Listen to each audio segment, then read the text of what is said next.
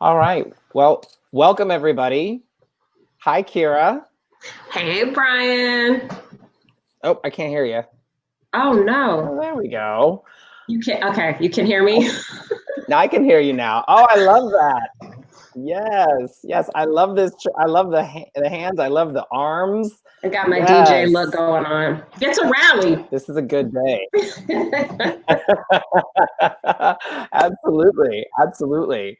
Well, and welcome to everybody out here in the world that's watching this. We have a lot to celebrate today. Today has been some really great news.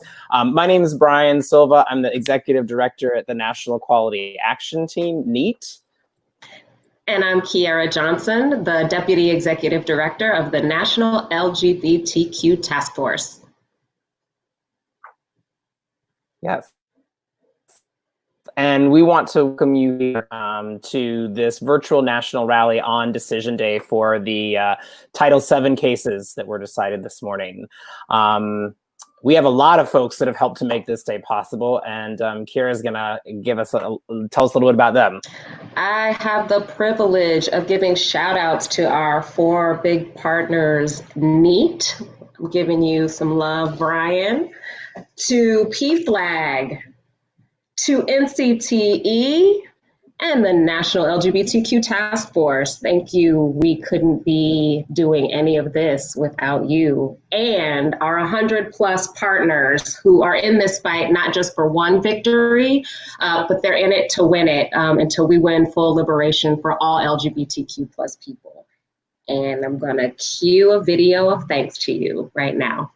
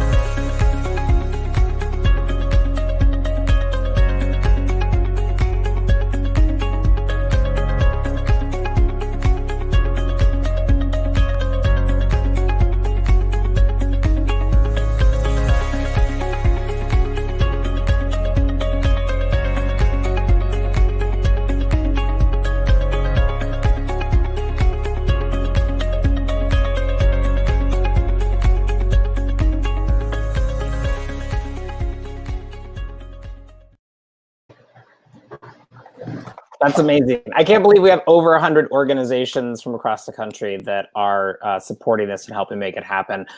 We also want to thank our ASL interpreters. We've got Jamie on the screen right now, and we will be having another interpreter be switching on and off. We'll thank her when she comes on. Also want to remind folks that after this at 8:30 p.m. Eastern time, we are having a virtual town hall with an amazing panel of folks. They're gonna really dig deep into the decision and talk about it in the nitty gritty, whereas right now, today is more about celebrating, hearing some really inspirational folks come and talk. That'll also be a place at the town hall where you can ask questions. Scrolling at the bottom shows where you can go to sign up. You can just go to decisionday.org. You'll get an automatic RSVP with all the information to get started. And with that, I'm not going to say too much about the ruling because we've got some great folks from the ACLU here to talk about that. But suffice to say, when it comes to employment protections for LGBTQ people, today was a win. I love this line. It says, held. An employer who fires an individual merely for being gay or transgender violates Title VII. There's no ambiguity. There is no maybe. There's no perhaps. You're partially human and a full person. It is just full stop no. And this is going to be a great tool, I think, for us to be able to go forward. Yeah, they didn't mince words. Didn't mince words at all. So. And we know that there's other decisions out there that didn't come today that we are still holding. There's still lots of questions for the DACA case hasn't been decided. And we know that there are undocumented friends and family who are struggling and worried about that, as are we. Decisions around protecting reproductive rights. So we're celebrating today, but we're also acknowledging that there's folks here that are celebrating and nervous, or are just nervous and allied with us. And you're here with us, and we are here for you and with you going forward until the fight is done. And we'll be standing next to you no matter what your decisions are as well.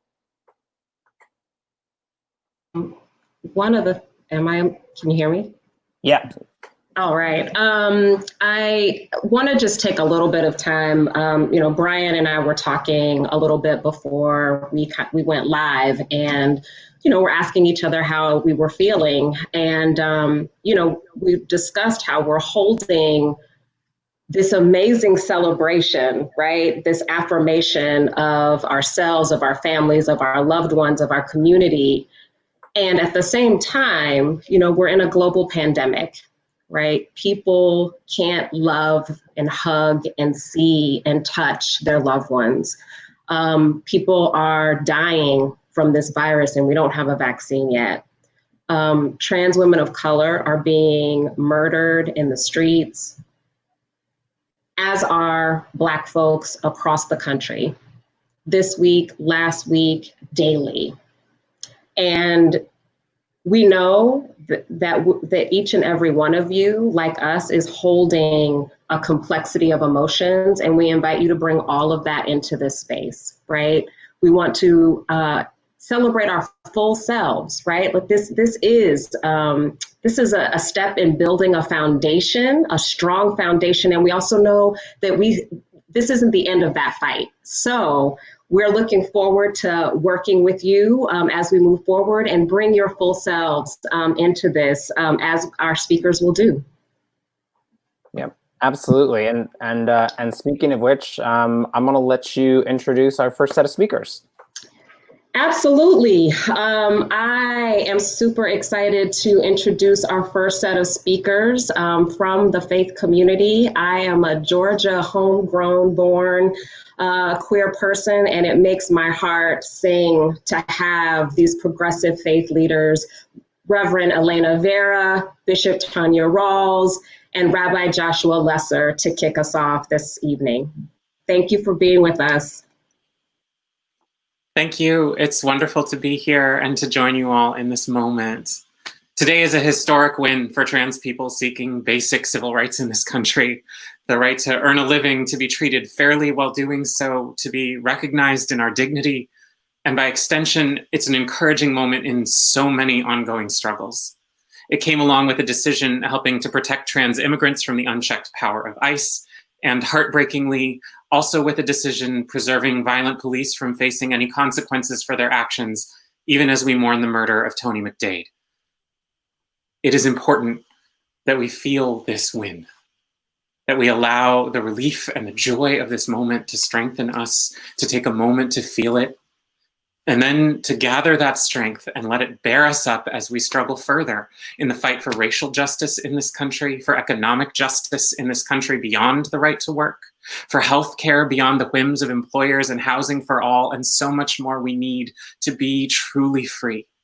This victory was won with hard work, dedication, and courage, and with many losses along the way.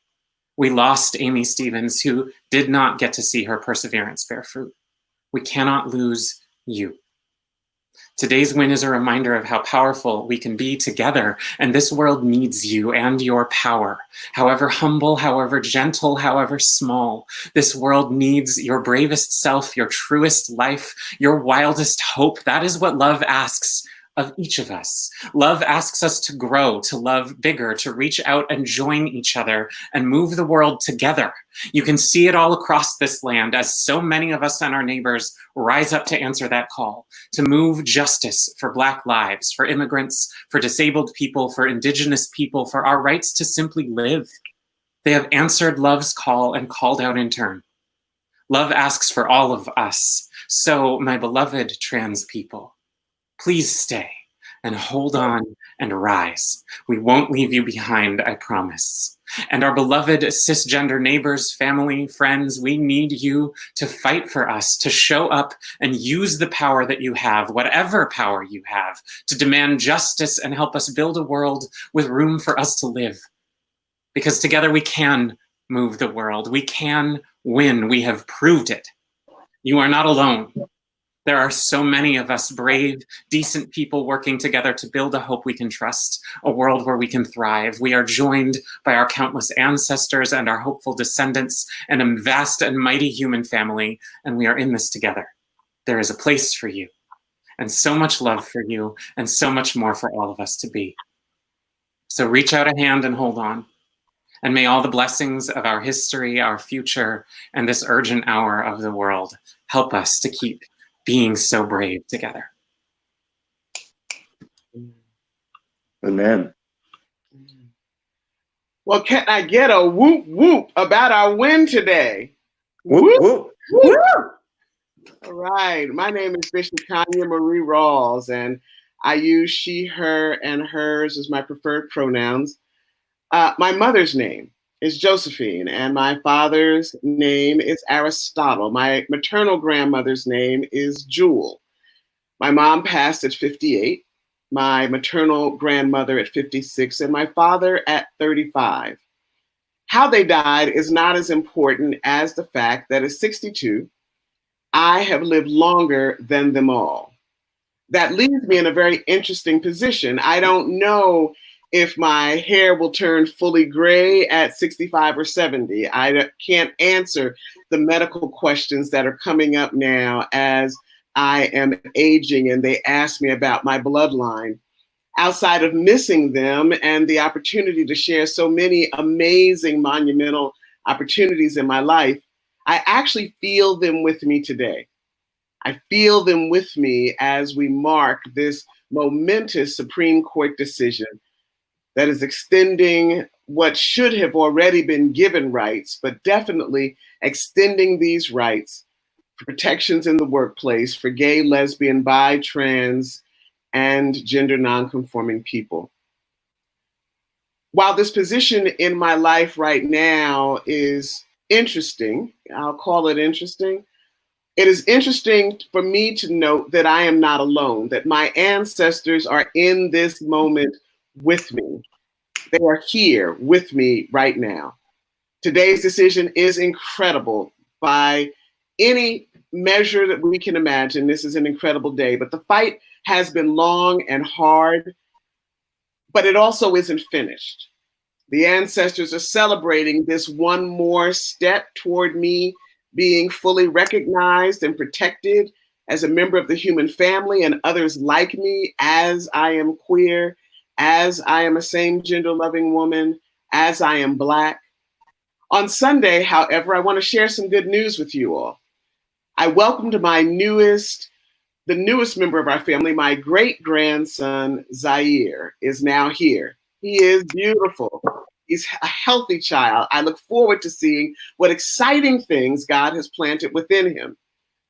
However, when thinking about Zaire today, I thought about what it meant for another Black male body to enter the world, another Black boy. Why am I having to think about that less than 24 hours after this amazing gift has just been given to me?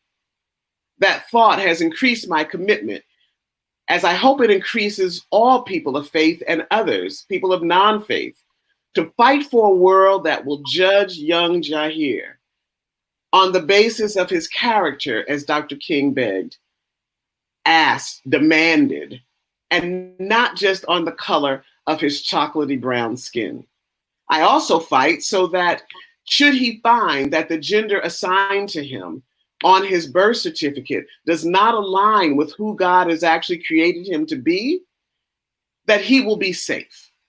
I fight so that should he love differently or present himself in ways that reject the whole pink versus blue or pants versus skirt conversation, that he will also be safe to do so. I want my grandson to have a chance to live and not have to have his life snuffed out by a knee, a gun, or ignorant words from communities even within the church, for we too have much work to do. Someone had asked me, well, what is uniquely ours to do? What is the church's to do? And I want to leave with this. What is ours, I believe, uniquely to do in the midst of these historic and complex times, where we're not only just celebrating this amazing Supreme Court win that extends these privileges, but also a time where we're facing COVID, where we're facing racial tensions, where we're facing the number of Black folk and trans people that are being murdered. What I believe is called for is for us to sanctify the moment. I believe it is ours, it is mine as a faith leader and others like me to sanctify this moment. For if you can think about so many of the movements before, the church had a role. And part of her role, whether it was supporting something as egregious as slavery, or now us turning that page and saying, we will not rest until justice comes. Today, I sanctify the work that is being done. May God bless us all. Amen. Amen. Thank you both. So inspiring to be with you and with all of you this evening. In our tradition, the Jewish tradition, in the Hebrew Bible, it says, Tzedek, Tzedek, Tirdov, which means justice, justice, you shall pursue. And it's repeated twice. Once is because when you have achieved justice like we have with this incredible win today, you can't forget the justice that still needs our pursuits. And that is very much where I sit today in this place of both an incredible celebration and also with my sights set on the justice that is ahead. I want to say that I too am a Georgia guy, and states like mine and people that live in states like Georgia needed today's win so that we can continue to work and live our lives with the full set of self-expression and authenticity that we are, without the fear that we can't earn a living. And that, in some ways, is just the tip of the iceberg. There are so many other ways that we as LGBTQ plus people cannot rest on just this decision. There are so many other ways where we need to continue to rally together. And I am so grateful that this decision did not split our community, but really all of us were uplifted. And so for me, I worried about my transgender family, and today we can walk together. There have been too many times where we are divided. And it is also how I feel in this moment of incredible need for racial justice, that in order to be able to re-envision public safety, to understand how we can actually get to work safely, how we can be able to live our lives fully, that this moment calls for a tremendous amount of focus on racial justice and dismantling the systems of racial inequity that are tied in the same inequities that oppress LGBTQ folks, that oppress women, that oppress people with disabilities. This is a unified liberation movement. I think about the master story in the Hebrew Bible, which is the Exodus, and that the group that we call the Hebrews was really a ragtag group of people coming together, and that it wasn't just one element, but really all of us moving forward. And so that I hope that from today, that we can see that our own liberation is bound with the liberation of others, and that we move forward with this success with a sense of power and dedication to stand for every person's liberation. That in order for us to be able to truly be free, and for this victory, for this celebration to be sweeter, I need to know that my Black and brown siblings, that my undocumented siblings, that people who are disabled and need healthcare protections, until they can live their lives fully, I cannot rest. And so I move on from this victory with this idea that we need to pursue justice for everyone. Together, justice, justice may we pursue. Amen. Thank you all so much for joining us. We really, really appreciate it. We're going to be hearing from some additional amazing speakers over the course of the evening. I think about some of the other major decisions that we've won and being in front of the Supreme Court and being able to kind of cheer together and hug each other and seeing just the amazing signs that people would always bring. And I'm just kind of picturing that now with folks kind of when they saw this decision come down, the kind of universal joy and screaming and just, it's, there's so much that, that has happened to the LGBTQ community. Historically, just in the past week and few days. I think this was, it was good to remember that the wheels of justice can move. They don't move the same for everybody in our country, and we're seeing that loud and clear. And but having a day like today was it brought me hope.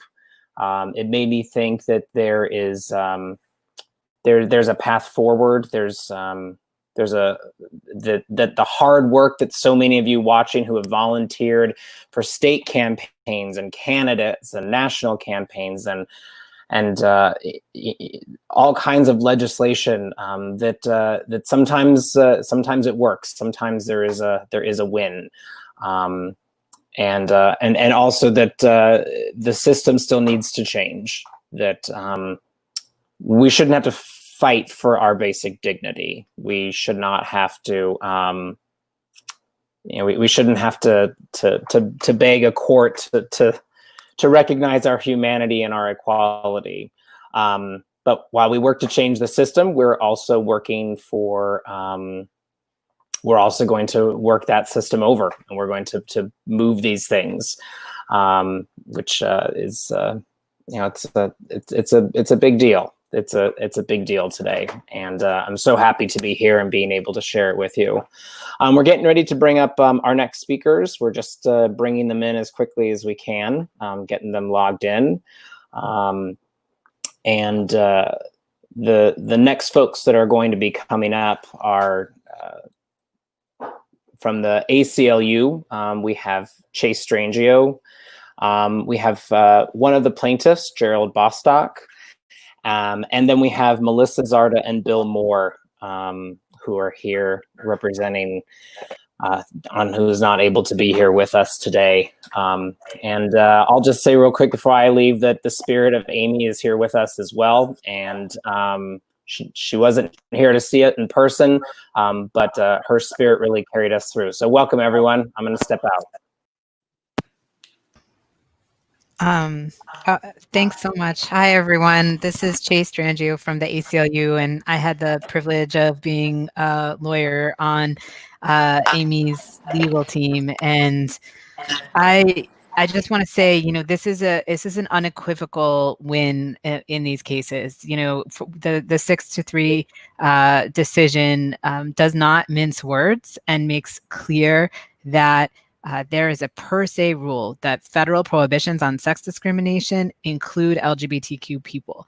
And I know that the language of the opinion uses the word homosexual in sort of a shockingly perverse turn of events. The language for trans people was more respectful than the language for LGBT people. But the words of the decision clearly apply to LGBT people and queer people and trans people and non-binary people, and we are protected under federal prohibitions on sex discrimination. And this is a victory that was built on the struggle and the fighting of so many people. And we honor Amy, we honor Dawn, who did not live to see the incredible consequences of their fight. We honor the Black and the brown trans women and femmes and street kids and butches who fought at Stonewall. We honor the fact that today's win is just a part of a much longer struggle for justice. 2 Black trans women were murdered within the last 7 days. And this victory will not change that. This victory will not bring them back. And so we must hold the grief and the rage and the sadness at the murderous apparatuses of both state and interpersonal violence at the same time that we hold the victory of today's decision. And we are complex human beings, and we can do that. We can hold both things, and we will, and we'll hold the need to find hope for our future fights, of which there are many, from the incredible victory from today's decision. And I just want to say that I will never forget that feeling of coming out of the courtroom and hearing the crowds chant, "We love you, Amy." And I know that that moment was so meaningful for Amy, and I know that it was so meaningful for the trans people outside the court who were watching, who were holding her and holding the spirit of our ancestors who did not live to see the moment of us collectively gathering outside the court on that day, and who would be so inspired to have seen the 15,000 people who showed up for Black Trans Lives in Brooklyn yesterday. And so I want to thank the organizers who organized yesterday's event in Brooklyn. I think that Justice Gorsuch saw that the social upheaval that he feared that would come from protecting LGBTQ people would actually come from rejecting the very simple application of the law that we are covered. And this truly is a beautiful moment to hold hope alongside grief, to hold energizing, joy alongside energizing rage. And I just am so grateful to have been a part of it. And I thank you. And I thank you, Gerald. And I thank you, Melissa. And I thank you, Bill. And I honor the memories every single day of Don and Amy.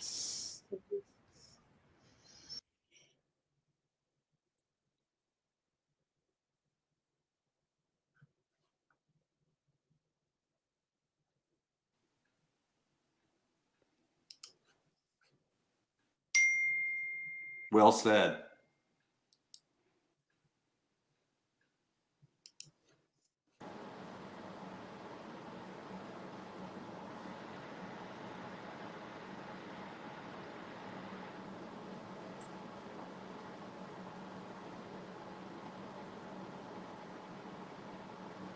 So I guess we will just make a statement. Is that what's happening here? Yeah, if you just want to take a few seconds or whatever, we wanted to give you some space to say what you would like to say. This decision affects you so much more personally than so many of us. So yeah, please take a few seconds to say whatever you would like to say. Okay, great. Well, it's a pleasure to be here with everybody, and it's nice to see you, Melissa, and also see you, William. I tell you, my heart is so full today. I'm truly grateful for the justices and the opinion that they've given. I'm also appreciative of my legal team, my great family and circle of friends, my partner, and the many organizations that have stood with us during this journey, including the ACLU, including Human Rights Campaign, and for me, Georgia Equality. This is the moment I've been waiting for, and I know Melissa and William, you've been waiting for it also, as is Donna, on behalf of Amy. So again, I'm thrilled, I'm excited. I'm proud to be able to say that we've had a part in making this history moment right here today.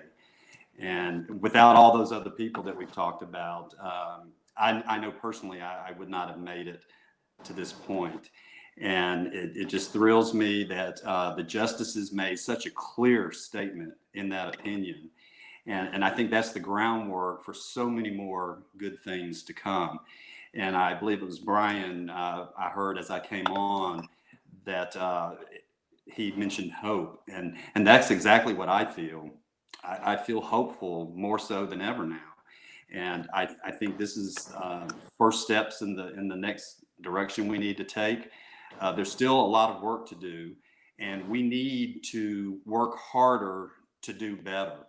And I will pledge to do just that. I will lend my voice to efforts to end all of this inequality and make sure that we're all treated as equals. I mean, when you look at the current situation around our country today, I mean, have been so many dark days, and and dark moments. And hopefully this victory that we all celebrate will just shed a little bit of sunshine on those dark days that we've been experiencing. So it's been a long journey, but it's one I'm proud I've taken, and very proud that I stood by Amy and also by the Zara family. Thank you. And I am going to have to hop off this in just a moment, just FYI, okay? Hi, everyone. Today was such an amazing day. I can't put it into words. Gerald, thank you so much. Really enjoyed hearing you talk. And I'm here with Bill. I love you, Bill. I love you. During a time when our country is dealing with so much tragedy, I almost forgot what good news felt like. And then today happened and everything changed. I'm so relieved that my LGBTQ family, friends, and loved ones, and millions of others across the nation will continue to have this protection federally from workplace discrimination. My brother was devastated when he was fired. He wanted to make sure that nobody would have to go through what he went through. And today's ruling was the right one, and it was the best way to honor his memory and his legacy. This was a long time coming for Don, for Gerald, and for Amy. And I know that if Don was here, he'd say that our work isn't done. And he would say that next up is we need to call on Congress to pass the Equality Act, and that we've got work to do. So thank you all again so much for all of your support. We really appreciate it. Hello, everyone. My name is William Moore, and I was Donald Zarda's former partner. And I'm so happy to be here today, and I'm so happy to be able to speak, I guess, on his behalf and for the Zarda family. When I woke up this morning and found the news, I was trying to decide how I was going to describe it on this show, and I really don't think that I have the words to put in. I don't have the words to put together to explain the happiness, the joy, the excitement, and also some sadness because Don could not be here today to see this. As the others have said before, this is a piece of really good news that is somewhat uniting for our country. This was a big win for the LGBTQ plus community, but it's also a big win for all of Americans, and also a big win for people in other countries that may not have the same rights that we do, because oftentimes other countries seem to form their opinions off of the things that happen in countries such as ours. I want to thank everyone that had any involvement with this, from the ACLU to Lambda Legal to our amazing team of attorneys, Grego Angelino and Pamela Carlin, and all my supportive friends that have been here. And I want to say one last thing that Melissa commented on is about the Equality Act that is in the House, that is stuck in the Senate right now. I want to remind everyone, and this may have been said earlier because I wasn't able to join the show until just now, but this Supreme Court decision just protects us in the workplace. And there's so many other places that we need protection, such as adoption for children, and food programs for the poor, and housing and grants and scholarships and schools, and I could go on and on and on of things that we still don't have protection for. And so we have this Equality Act that is stuck in the Senate. And I just want to encourage everyone to get out and vote this year. This election is the most important one of our lifetime. And we have to get the right people in place that are going to do the right thing for us. And they're going to continue to promote the breakdown of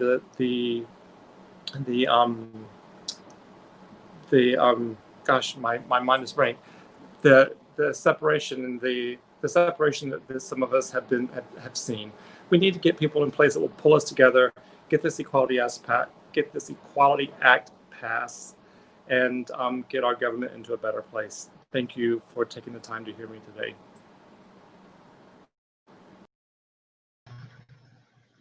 Right. Thank you so much. I'm appreciating our previous speakers who are reminding us that this fight is not over. We have a lot of work to do, right? We need broad non-discrimination, right, for LGBTQ plus folks. We need healthcare. We need housing. We need freedom from harassment in locker rooms. There's a lot of work yet to do, and you know who's in it to win it are the young people. You can't have a movement without intergenerational genius, and we've got a few of those genius folks coming on. So I am honored to introduce Bria Brown King from Interact, Cynthia Garcia from United We Dream, and Savion Cooper from San Diego Pride, Glisten San Diego, and Gender Fluid Collective. Thanks for being here, y'all. Thank you. Hi, my name's Bria. My pronouns are they and she, and I'm so honored to be here as a proud member of the LGBTQ community. I'm also a member of Interact Youth, and we are a group of young intersex advocates fighting for the rights of intersex people across the country. In short, intersex refers to folks who were born with variations in their sex characteristics or their reproductive anatomy. Intersex people actually make up about 1.7 to 2% of the population.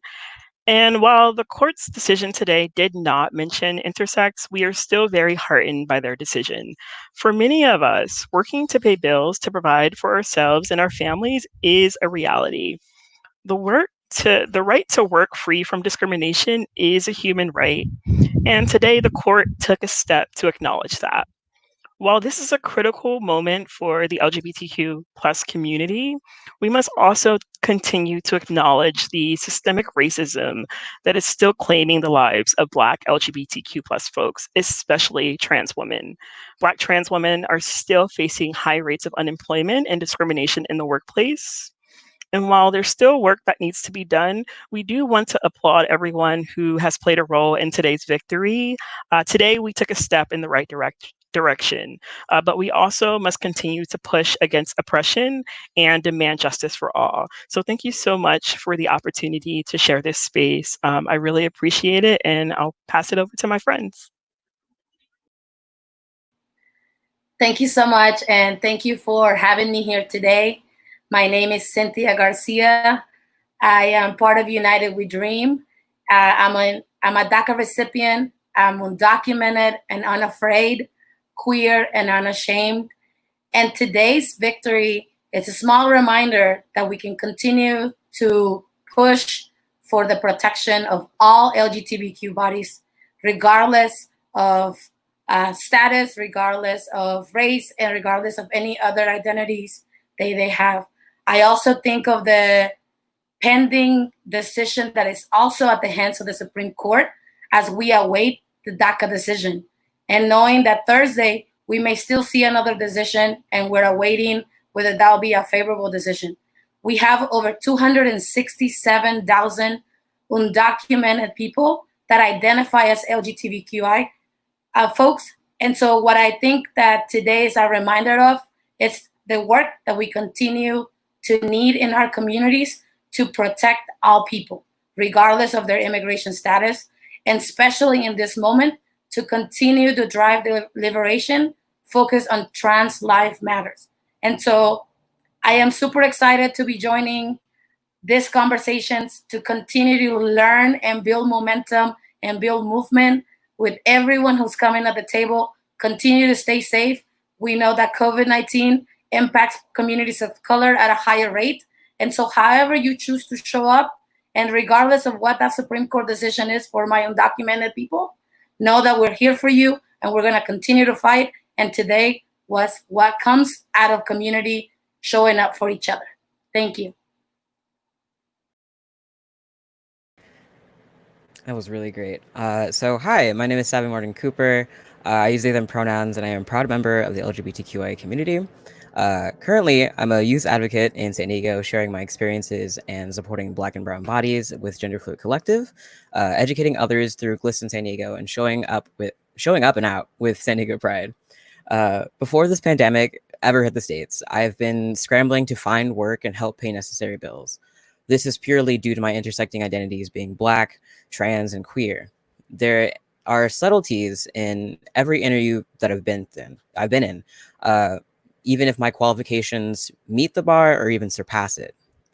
Whether it be my demeanor or me asking for my pronouns or identity to be respected, my openness of my identity is scrutinized by my lack of employment. Today, the Supreme Court has made an amazing decision today, monumental, historic, and our ancestors are here to celebrate with us. And with this passing, I can imagine all of the Black LGBTQIA folks who won't have to hide their identity anymore, to be able to provide for themselves, especially during a time that Black people are ripped in several intersecting fights and identity and issues that we have to go through. And now is a time for us to celebrate. Now is a time for us to be excited for this moment in history. But tomorrow we will have to work again, and tomorrow we will have to work for all the other communities that we intersect with. And with this being said, I pray that this is the right step forward, and I'm excited for what the future brings us. Thank you. Thank you all so much for that. I really appreciate those fantastic sentiments.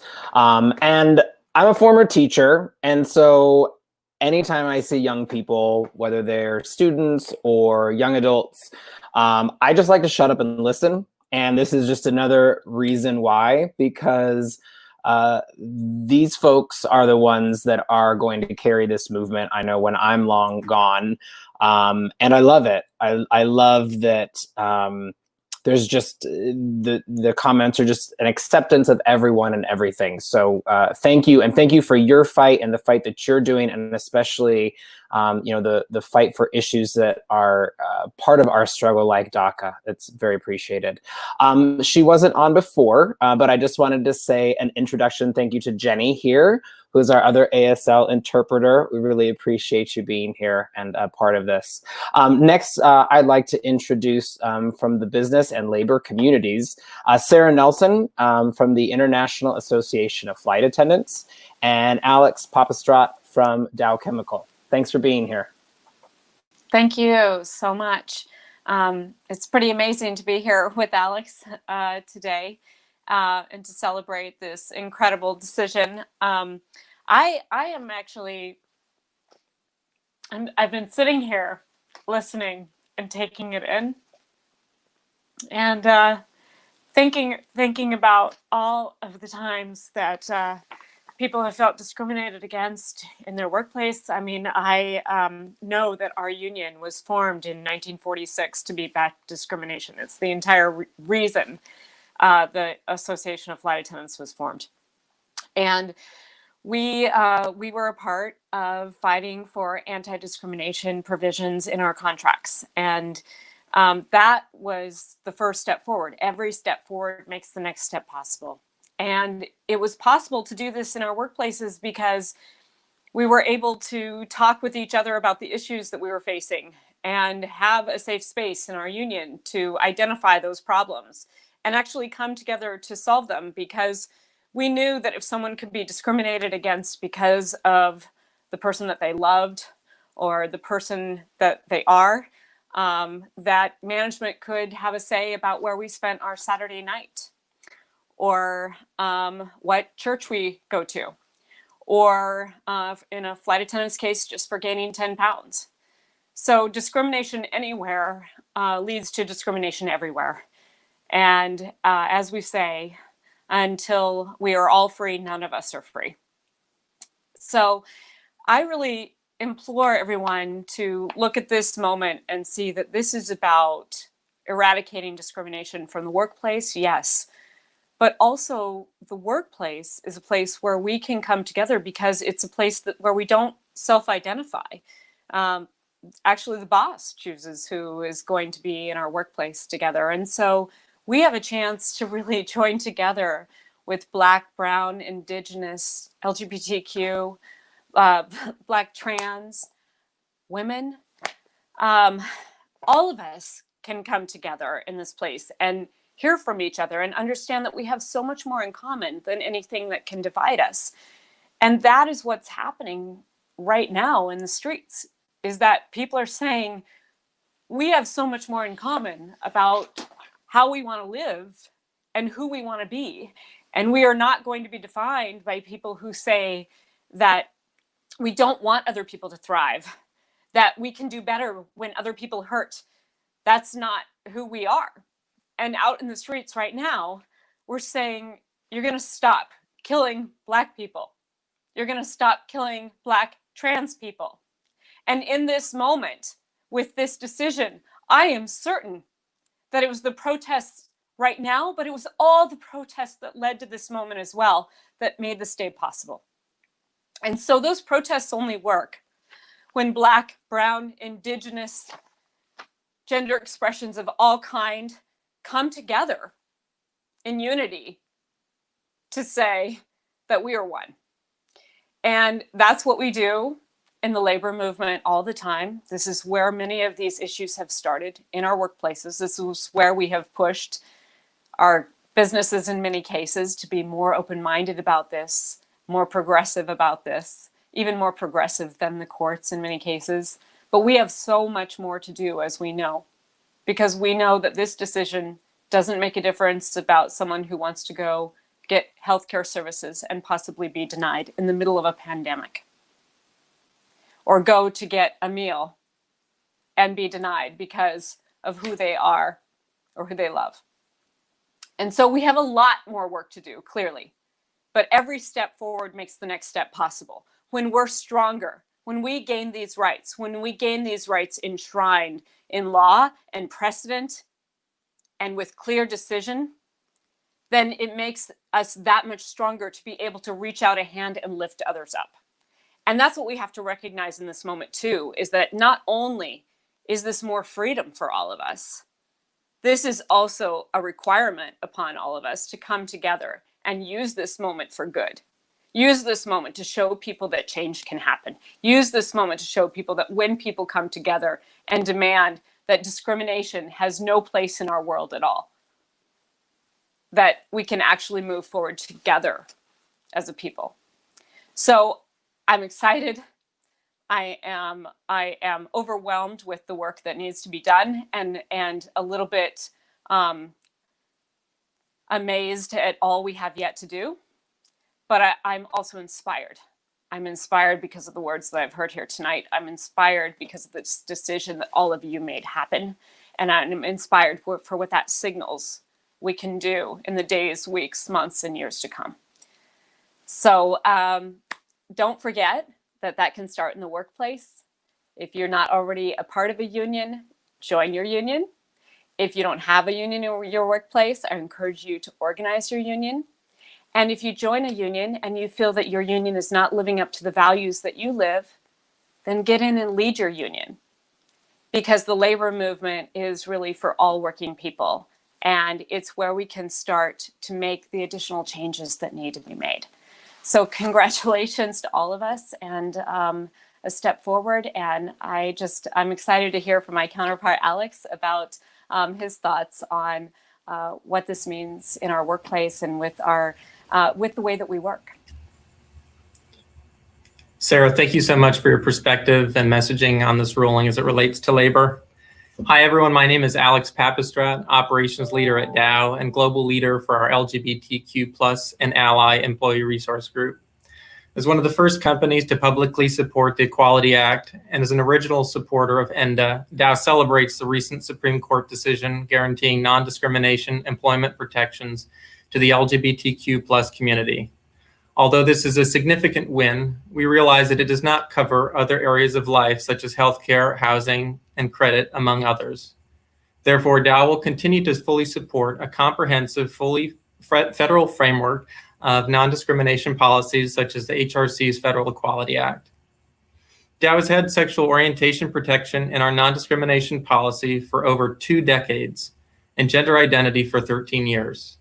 Today, according to the HRC, nearly 93% of Fortune 500 companies include sexual orientation in their non-discrimination policies and 91% for gender identity. We as Dow have advocated for comprehensive protections for over a decade, working with NGO partners to build business coalitions in support of equality initiatives, such as the Federal Equality Act, and signing amicus briefs, including the one offered ahead of this current employment case. So a lot of you may wonder why businesses are so engaged when it comes to LGBTQ plus advocacy. Well, for Dow, it's core to our ambition to be the most innovative, customer-centric, inclusive, and sustainable materials science company in the world. For Dow, inclusion is not just the profitable thing to do, it's the right thing to do. But although we've come this far, there is much work to do. With systemic racial issues in the US, an ongoing pandemic, and more protections needed for the LGBTQ plus community, Dow is committed. Thank you.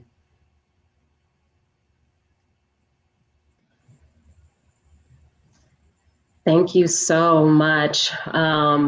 Wow, Sarah, I promised myself I wasn't gonna cry. Girl, you were preaching. Thank you so much.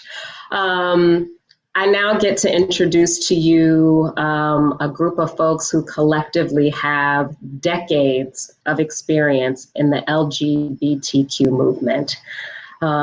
These folks really know how long change takes, and I appreciate each and every one of them for what they've done so far to get us where we are today. First, Mara Kiesling from National Center for Transgender Equality. Andy Mara from Transgender Legal Defense and Education Fund. Chris Hayashi from Transgender Law Center. And David Johns from National Black Justice Coalition. Hello, all of you. Thanks for being here.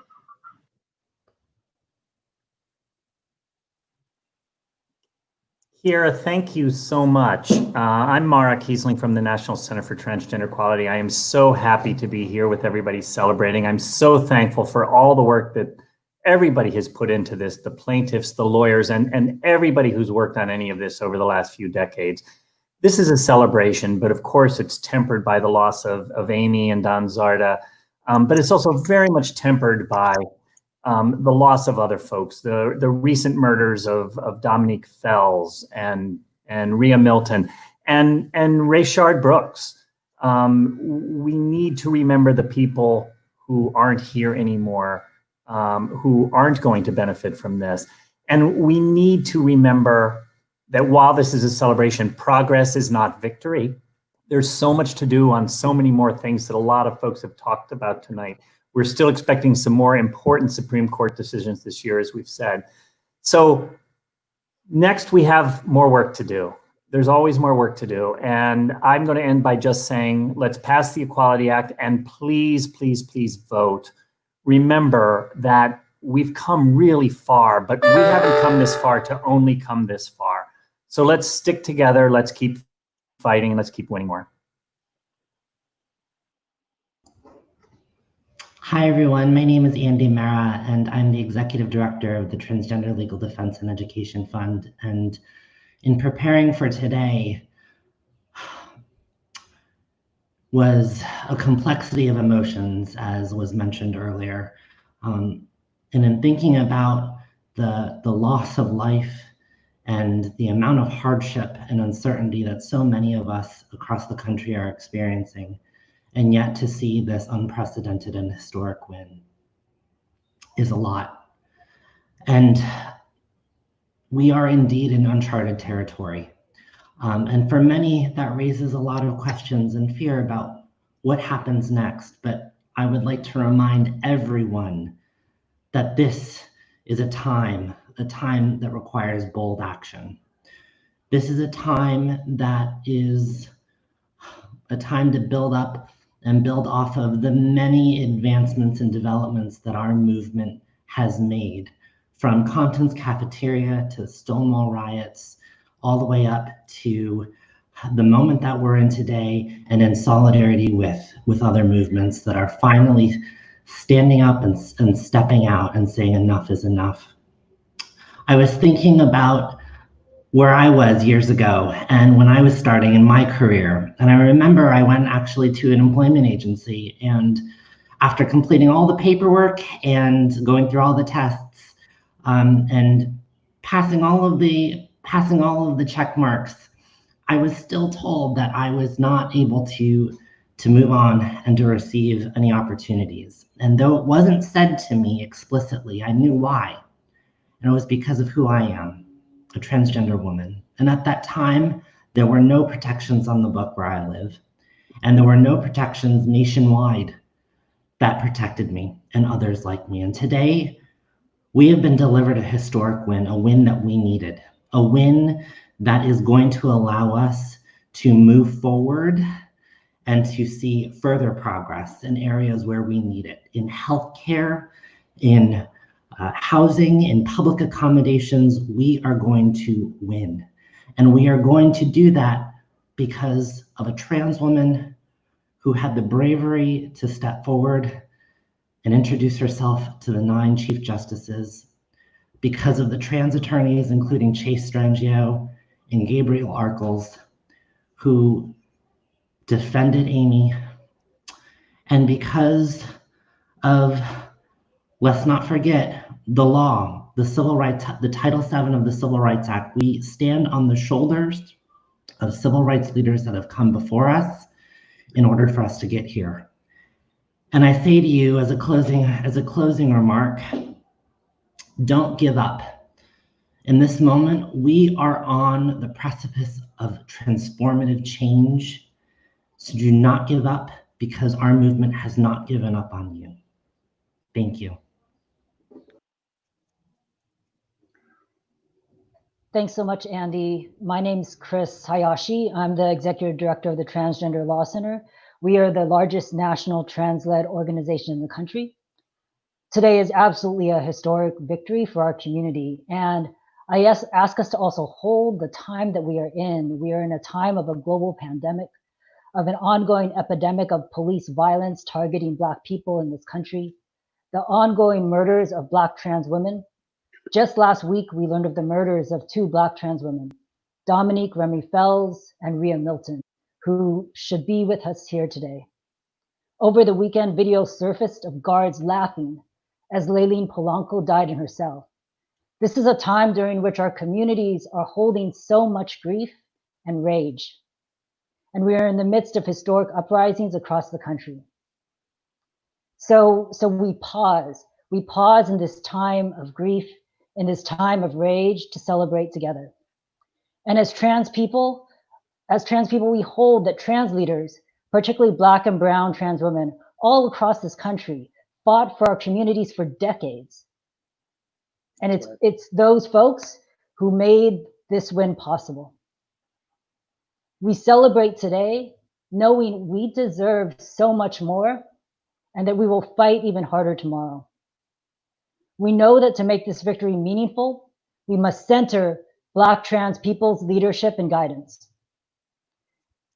All we have to do is watch the historic, massive mobilization in Brooklyn over the weekend that was led by Black trans women and femmes. I've never seen anything like that in my lifetime. So I call on everyone to support and donate to Black trans-led organizations, to commit to follow the lead of Black, queer, and trans leaders and Black women who are boldly leading and have been for decades the continued call to defund the police and invest in community, knowing from our folks in Minneapolis that we can win. Last week, TLC joined over 150 organizations in the LGBTQ movement in a call to defund the police and invest in communities. This is a time to invest in bold vision. In March, TLC and a national coalition of trans leaders from all across the country launched the Trans Agenda for Liberation, a community-led guide towards the world we deserve. We know we can win, so today we celebrate so we can fight even harder tomorrow. Sending everyone so much love. Thank you, Chris, Andy, Mara. I'm so honored to be in the arena with each of you and to all of my colleagues who have been carrying the baton on this leg of the race for quite some time. Thank you. My name is David Johns, and I'm the Executive Director of the National Black Justice Coalition. For those who don't know, we are the nation's only civil rights organization that is both intentional and unapologetic, and acknowledging that as long as there have been Black people, there have been Black LGBTQIA+, and I use the term same gender loving people. And I say that and honor all that has been said to give recognition to those who are members of our community, because too often the way that race and gender and sexual identity are flattened, those of us who have intersectional identities, who are both Black and queer and Black and living with a disability, are often erased. And so I want to also lift up and say thank you as we celebrate all of the work that has been done to allow us to arrive at this point today. That is especially important. If we do nothing else, we should celebrate. We should turn on all of the music that makes our souls feel filled and enjoy some joy, because we face too many challenges on too many fronts that would break many of our colleagues. And so let's celebrate. Let's celebrate and honor those who have allowed us to get here today. Those like Brother Bayard Rustin, who helped organize some of the world's movements that have invited many people in to share space, not only becoming allies, but in becoming active accomplices. Let's celebrate all of the wins that have been associated with Pride and the contributions made by leaders like Marsha Johnson and Sylvia Rivera and Miss Major. Let's celebrate the very active movement of people who are on the forefront of the Black Lives Matter movement, a term that was created by a Black gay man, Dr. Marcus Anthony Hunter at UCLA, popularized by 3 Black women who connected to grassroots movement work that had been going on, to be clear, in communities throughout this country long before it was trending, and will still remain committed to this work long after it's trending in this moment. Let's honor all of their work. Let's center them in this moment. And let's share power and resources so that we can all get free. Was said earlier by Sister Sarah, I learned about Fannie Lou Hamer. The reality is that none of us are free unless and until all of us are free. As we're saying the names of some of the members of our community who are not here, like Dominique and Rio, we also have to lift up the name of our brother, Tony McDade. We also have to be mindful of the way that violence plays out in the lives of too many Black trans folks who still might be here. People like Ayanna Dior, who was beaten by a group of grown boys in her hometown. I say boys because men don't hit women, cis or trans. And if nothing else, let's celebrate because there are young people like those 3 beautiful, brilliant people that we heard from earlier, including Savon, who talk to us about the commitment that they have already made to ensuring that we can all get free. So that not only we can have a day where there's a law that allows for us to have access to public accommodations, so that we're not discriminated against in all of the places that too many people take for granted, but so that we can also thrive. Again, it is not enough for us simply to be able to be. We deserve to be able to show up in the world with the ability to participate in everything that we so choose, and we deserve to thrive. And so before we think about getting to the work of continuing the work, let's celebrate, let's revel in today, and let's lift up and honor those who are not here with us, but who contributed so that we could celebrate today. I thank you, and I look forward to continuing this work with all of you in the arena.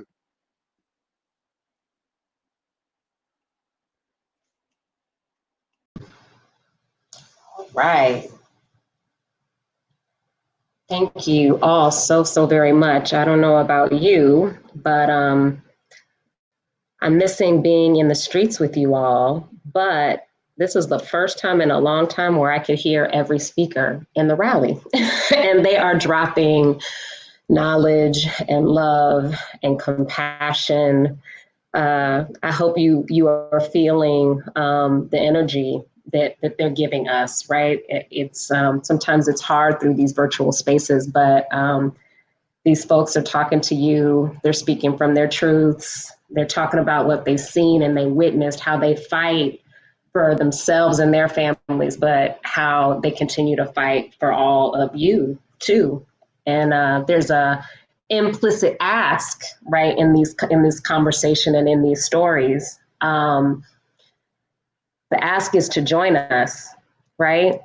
Andy said, don't give up on us because we haven't given up on you. So I think I'm bringing some new folks in here. I don't know if we are queued up yet, or if y'all want me to sing a song, I could sing a song. I am introducing. They're like, don't sing a song. I am super excited. I have had an opportunity to work with these bad mama jammas in a previous professional life. These leaders are leading up the fight for women and girls, right? For all women and girls. I am so honored to introduce to you Fatima Goss Graves from the National Women's Law Center, Sarah Rose from a young trans athlete, and Deborah Ness from the National Partnership for Women and Families. I am so glad that you all are here, and I know everyone watching is gonna get quite a number of gems from you this evening. Thank you. Thank you, Kira. I'm Fatima Goss Graves, president of the National Women's Law Center, and what a time of grief and rage and love and the seeds of winning. And someday we will describe 2020, the year we suffered as a nation so much from the pandemic and the response, and the year that a public awakening on police violence and structural racism emerged. And now 2020 is also the year the Supreme Court affirmed clearly that you cannot police the lives of LGBTQ people without restricting the lives of all women. And, you know, Justice Alito sounded the alarm about the reach of the decision in his dissent, and that is my hope. Not only because of the 100 federal statutes that prohibit discrimination based on sex, but because of the historic affirmation of the humanity and dignity. And it's an affirmation worthy of the thousands who rallied yesterday in New York in support of Black trans lives. And contrary to the other dissenting opinion, I want to be really clear that the women's movement and the LGBTQ plus movement are interwoven, are connected, and believing that is not, as he wrote, a mistake of language and psychology or a mistake of history and sociology. And also, Justice Kavanaugh doesn't define our movements. And the women's movement is unequivocally made stronger by today's decision. So I'm here today as a sister in the work and celebrating and honoring Amy Stevens. But I will keep fighting because of Rhea Milton and Remy Fells and so many more. And I have such great, great hope for our future. And with that, I'm going to stop talking and actually turn it over to the embodiment of hope for our future, to Sarah.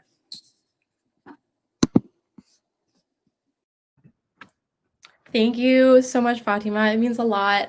This decision, I don't even know how to explain how I'm feeling right now. But all I really want to say is that as a trans woman of color, this is a landmark decision. This decision deeply impacts not only my future, but many other youth people of America. I just want all LGBTQ youth to know that your existence matters and that we still do have a lot of work to do, and that this law sadly does not bring back the lives of the Black trans people who have been taken from us, but hopefully it does ignite in us the power in our voices to protect those of our LGBTQ community most marginalized by the system that holds all of us down. But I'm very glad for this decision. I'm very happy. And Deborah, take it away. Thank you. That's fabulous. So it's so wonderful to have a moment to rejoice in these dark times. But it is a moment to rejoice and also to remember that at the same time, we are a nation that is steeped in systemic racism that is hurting all of us. And I want to make just 2 points while I'm here tonight. That discrimination doesn't live in silos, and that discrimination affects every aspect of our lives, where we work, but also how and where we live, whether and what we eat, how healthy and safe we are. And in this moment of pandemic, how much we have to risk to take care of ourselves and our families, and even whether we die. And in this moment, when our country is convulsed with the trauma of this pandemic and the horrors of racist violence, this administration made a move last Friday night to put out regulations that eviscerate the healthcare discrimination law that would protect women, protect LGBTQ people from the access to healthcare that they need. And I also want to say that this discrimination we face does not live in neat silos. If you are a woman and you're Black, if you are Black and you are transgender, whether you face discrimination based on race and sex, or gender identity, or disability, religion, age, all of these factors combine in our lives, and that discrimination compounds and builds on itself. And so in this moment, while we rejoice, we also have to join our forces with our sisters and brothers who are taking to the streets and saying enough, because only if every one of us works together and raises our voice will we achieve that society that is just and free of discrimination for everyone. I'm so glad I had the chance to be here with you.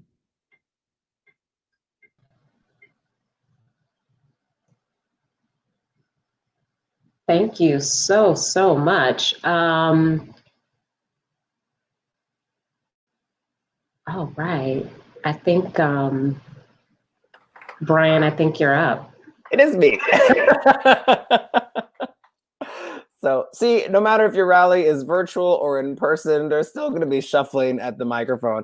I just wanted to read one quick thing before we introduce the next set of speakers. There's been some powerful language in the decisions today, and this came from the opinion. Today, we must decide whether an employer can fire someone simply for being homosexual or transgender. The answer is clear. An employer who fires an individual for being homosexual or transgender fires that person for traits or actions it would not have questioned in members of a different sex. Sex plays a necessary and undistinguishable role in the decision, exactly what Title VII forbids. This stuff is clear, to the point, there is no ambiguity, and we will be using this to continue to expand rights for our communities going forward. And off of that feeling of high and hopefulness, I would like to introduce John Yang from the AAJC and Laura Escobar from the Hispanic Federation. Thank you both for being here today. Hi, thank you so much for having us. I think I'm gonna kick us off here. I'm Laura Escobar, Vice President for Policy and Advocacy for Hispanic Federation, which is an organization founded nearly 30 years ago in New York. Hispanic Federation firmly believes that LGBTQ issues are Latino issues. We're thrilled with today's unexpected victory. I cannot tell you the last time I cried with tears of happiness instead of grief and rage. Yes, these are days full of grief and rage, but I hope also some joy today, because Lord knows our souls need a little joy. I came out over 40 years ago. I was very young. And for the first time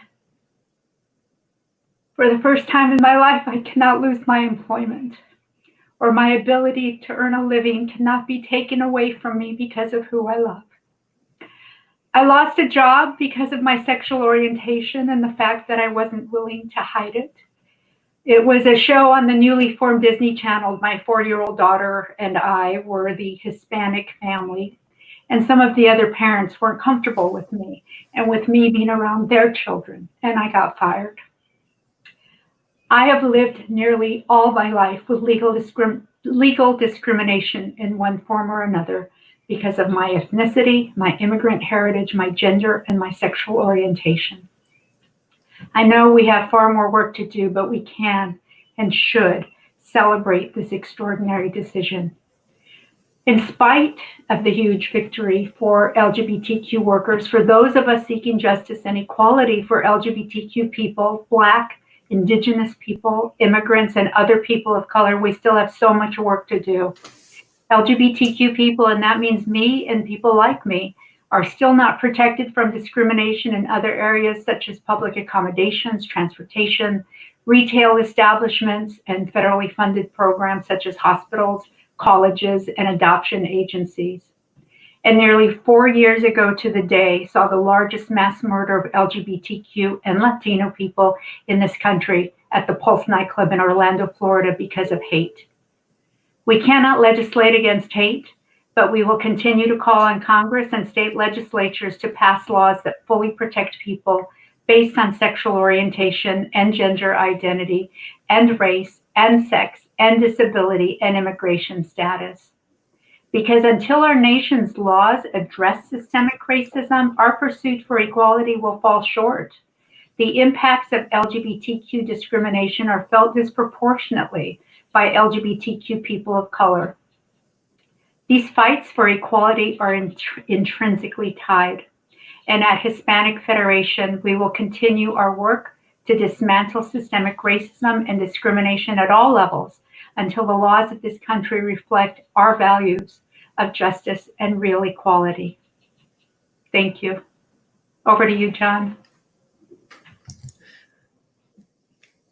Thank you very much, Laura. My name is John Yang. I'm the President and Executive Director of Asian Americans Advancing Justice, AAJC, based in DC. And let me tell you what an honor it is to celebrate with all of you. And as many of the speakers said, the opportunity to celebrate something at this moment is just so needed. Given all of what we are facing in this nation, all the racism that we are facing, all the discrimination that we are facing related to sexual orientation, immigration status, and systemic racism, we know that there's so much more work to be done, but let's take a pause this evening and celebrate. Let me talk a little bit about why this matters from the Asian American perspective. As a civil rights organization, we firmly believe that civil rights and human rights is incomplete if any group is left behind. We all should have the right and power to participate in this society with the access and equity that means no more barriers for any of us with respect to civil and human rights. No more bamboo ceilings, no more glass ceilings, no more ceilings of any sort. And to be able to live a life without bigotry and prejudice. Within the Asian American Pacific Islander community, since COVID-19, we have been fighting racist attacks and joined with the Black community as we grapple with ending systemic racism. And we stand broadly with the Black community and the role that we can play in solidarity to making a lasting change in this country. And part of that change includes all of us, includes the LGBTQ community and the immigrants, and making sure that we stand together in this fight against prejudice, against race, against prejudice, against bigotry. And we stand in this fight to dismantle all of these structures that is causing us from being who we are and who we can be. The Supreme Court today affirms that everyone should be afforded the protection of our civil rights laws. In the civil rights movement, we have made so many strides towards an equitable society. But the fact that sexual orientation and gender identity has been left out of that equation is just a travesty. Congress still needs to do more. The courts cannot do it alone. And so we certainly call on Congress and call on all of the members of Congress to pass the Equality Act and provide full protection under the law to protect individuals from discrimination. Within the Asian American Pacific Islander community, we know that we still have a lot to learn about the LGBTQ community, about the Black community, and how to stand together with all of us to ensure that we have a more fair and equitable society for all. More importantly is that we all share and that hope with you that we move to a just, fair, and equitable society. Thank you very much.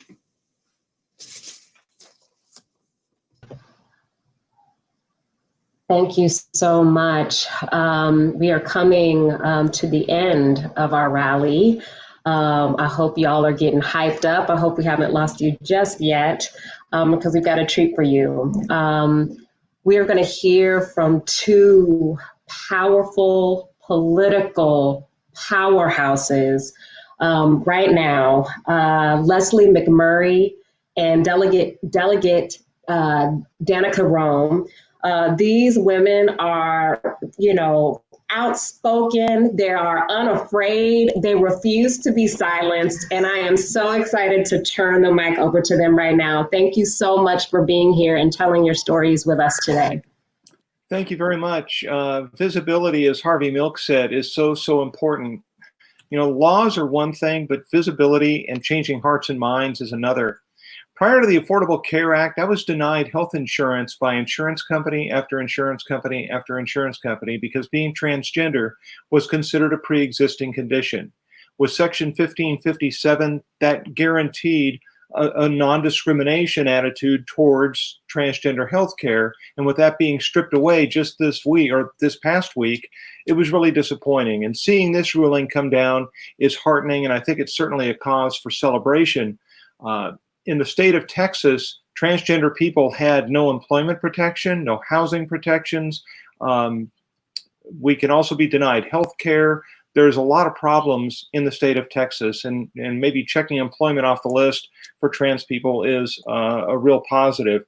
It also shows why we need the Equality Act passed, because that also includes health care within the Equality Act. So we really need you to write letters in support of the Equality Act, because we need to get that passed, among many other things. And we also need to end systemic racism. That is like a cancer in our society, and we stand shoulder to shoulder. You can't support Black lives if you don't support Black transgender lives and Black gay and lesbian lives. So we're all standing together in this, and it is certainly a day to celebrate, but we've got so much more work to do. Thank you so much for the time, and Danica, the floor is yours. Great. Leslie, thank you so much for your advocacy, and to everyone who is watching this, welcome. I'm so glad to be a part of this. My name is Danica Rome, and I am proud to represent the people of the 13th District of the Virginia House of Delegates, which includes the city of Manassas Park and the western Prince William County portions of Haymarket, Gainesville, and my lifelong home Manassas, as the first out-and-seated transgender state legislator in American history. And not just elected, but re-elected as well. And what I want to mention right now is that what we saw in the Supreme Court ruling today went far beyond just dealing with employment. When you read the opinion, when you actually read the text of it, you will see that Amy Stevens, rest in power to her, is referred to as she and her throughout not only the opinion of the court, but even in the dissent. And what we also see is they used, our rhetoric. They talked about, sex assigned at birth being from the sex that was identified to someone at birth. When you really read it, when you see what they've done, it goes so much further than just talking about the fact that, discrimination on account of gender identity and sexual orientation is inherently on account of sex. It tells people trans women are women, trans men are men, people are non-binary, people are people. We are who we tell you we are. That's what this is about. This is about who we are as a society, as people. That's the real importance that comes out of this beyond just employment. And when you look at what we accomplished in Virginia this year, now that we have pro-equality majorities in the state Senate and in the House of Delegates, we passed so many pro-LGBTQ equality bills that it was hard to even keep track. But they include bills like the Virginia Values Act. They include a bill like HB 1049, which added sexual orientation and gender identity to 70 sections of code. They included my bill, HB 1429, which prohibits discrimination in healthcare against trans folks, which, as we saw on Friday, is such a vital thing for us to have in Virginia for the 22% of health plans that are actually regulated by the state. And what this ruling today does is that as our advocates right now across the country, including the Human Rights Campaign, Legal, Landed Legal, and so many others, are stepping up to fight that ruling from the Health and Human Services Secretary on Friday, the Supreme Court's decision today will set the tone and set the precedent that we need in order to overturn that. But here's the thing. All of that could change if we don't win this November. We need to elect pro-equality majorities in both chambers of the United States Congress.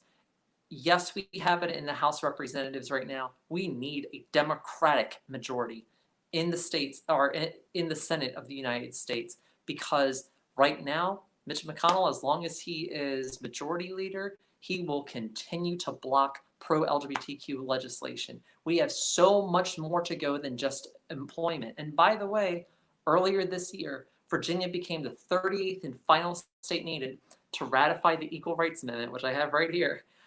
And at the same time, the Trump administration is blocking the final ratification of that from being put into the Constitution. That goes beyond Title VII. That goes beyond legislation. That goes into the Constitution of the United States of America as the 28th Amendment, which means that that's not going to be changed anytime soon. And I hope what advocates see across the country today is that for our LGBTQ neighbors, for ourselves, for our families, and for people all across our country, that this is your America too. And you have just as much right to thrive in it, to succeed it, and to run it as any other person, no matter what they look like, where they come from, how they worship, if they do, or who they love. This, what you have just seen in the history that came out today, is a statement of affirmation that you can be who you are, you can be that well, and that our United States of America, you can put yourself on public display as an employee, as a worker, and be protected with the same non-discrimination protection as anyone else, that you can do your job and you can do it well. And so to everyone who's out there who needed a little bit of inspiration, especially at a time where racism is rampant, especially at a time where a pandemic has killed nearly 120,000 Americans, especially at a time when LGBTQ people are routinely singled out and stigmatized by the very people who are elected to serve them. This ruling should hopefully affirm to every person who needs it that we count, we matter, and that we will overcome other obstacles and other systemic barriers to us. We will win the day, whether it's taken a year, whether it takes decades, or however long it takes. People like Amy Stevens didn't get to live to see today, but she fought. And because she fought, we are better as a country today. And her legacy of perseverance will live on for generations to come. And now my challenge to you, all the people who are watching this, is to leave that legacy of your own, to do something in your community, to do something even for yourself, to do something for your family, to do something to leave a difference, to make a difference, to be that next generation of leader, to be that current generation of leader. I'm asking LGBTQ people to step up. I'm asking LGBTQ people to understand that, because we know that it is illegal to discriminate against us in the workplace. Well, guess what? Political office, elected office, is a workplace, and you have just as much right to run for political office as anyone else. And when you've got good ideas and you're ready to go, then bring your ideas to the table, because this is your America too, and it's time for you to run it. Thank you all so much for joining us today.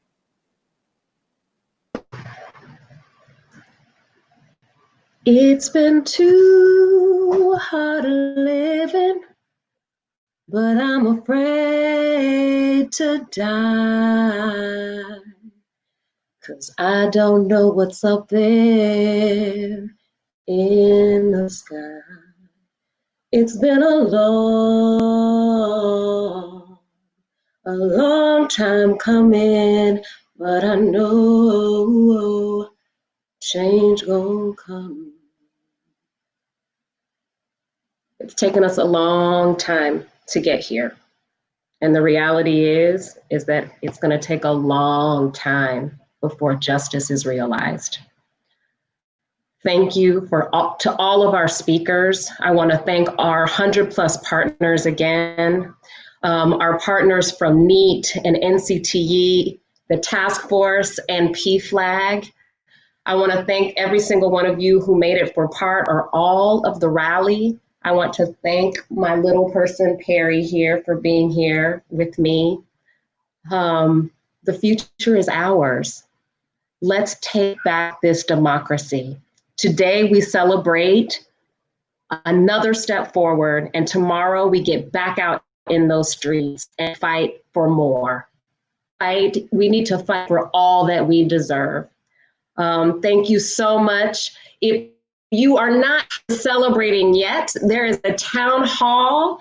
You will meet Brian Silva on the other side. There's a ticker across the bottom that will tell you where you're gonna go. Thank you again. Congratulations. Onward to the Equality Act. Thanks, everybody.